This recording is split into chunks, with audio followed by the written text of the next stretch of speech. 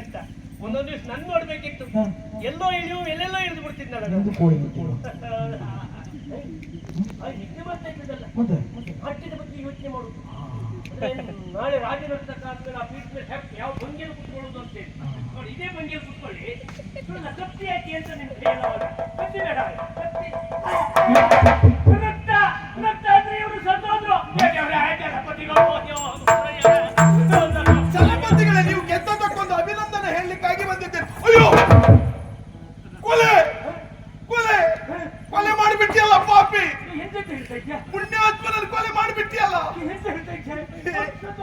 ಏನು ಅದ್ಭುತ ನಾಟ್ಯಗಾರ ಆಗಿದ್ದ.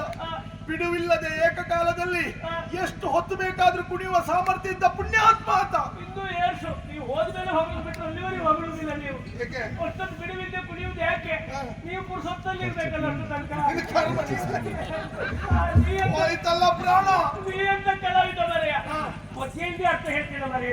ಪದ್ಯ ಹೇಳ್ಕೊಂಡು ಹೆಣದ ಮುಂದೆ ಕುಣಿತಾ ಇರ್ತೇನೆ, ಹುಚ್ಚು ನನಗೆ. ಹೌದಲ್ಲ, ಹೌದಾದ್ರೆ ಅವ್ರು ಇದ್ದಾರ ಸತ್ತಿದ್ದಾರ ಅಂತ ಗೊತ್ತಾಗ್ಲಿಕ್ಕೆ ನನಗೆ ಎಷ್ಟೊತ್ತು ಬೇಕಾಯ್ತು. ನೀ ಹೆಜ್ಜೆ, ನಿನಗೆ ಎಂತ ಗೊತ್ತಾಗುದಿಲ್ಲ. ಒಂದು ನಿನಗೆ ಕೊಲೆ ಕೊಲೆ ಅಂತ ಹೇಳ್ತಾ ಇದ್ದೆ, ನೋಡಿದ್ರೆ ಗೊತ್ತಾಗುದಿಲ್ವಾ? ನೀನೇ ಮಾಡಿದ್ದು. ನಾ ಮಹಾರಾಜರ ಹತ್ರ ಹೇಳ್ತೇನೆ. ನಾನು ಹೇಳ್ತೇನೆ ನನ್ ಪುರುಸತ್ತುಂಟು. ನಿನಗೆ ಯಾವಾಗಲೂ ಪುರುಸತ್ತುಂಟು. ನಾನೇ ಹೇಳ್ತಿದ್ದೀನಿ, ನೀನೇ ಕೊಲೆ ಮಾಡಿದ್ದ. ನೀನೇ ಮಾಡಿದ್ದು. ನಾ ಬರುವಾಗ ಯಾರೋ ಉದ್ದುದ್ದ ಕಾಲ್ನವ್ರು ಓಡೋದ್ರು ಮಾರೇ. ಇಲ್ಲಿ ಉದ್ದ ಕಾಲು ಇಲ್ಲೆಂತ ನೋಡುದು?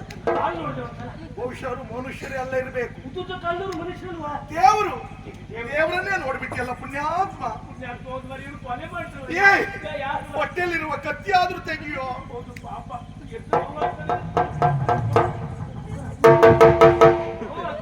ಜನಪತಿಗಳೇ ನಿಧಾನ ಬಿಡಿ.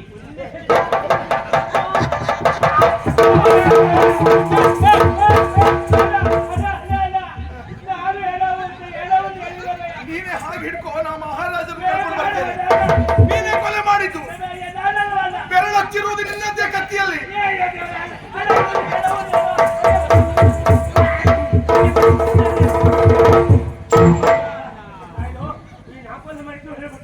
ನೀನೆ ಬೆರಳಚ್ಚಿ ನಿನ್ನತ್ತೆ.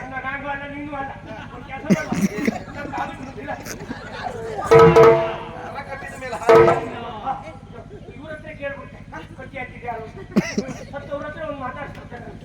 ಆಯ್ತು ಚಲಪತಿಗಳೇ, ಅವರು ಕಟ್ಟಿ ಹಾಕ್ಲಿಲ್ಲ, ನಾನು ಕಟ್ಟಿ ಹಾಕ್ಲಿಲ್ಲ, ನೀವೇ ಕಟ್ಟಿ ಹಾಕೊಂಡ್ರ? ಆತ್ಮಹತ್ಯೆ.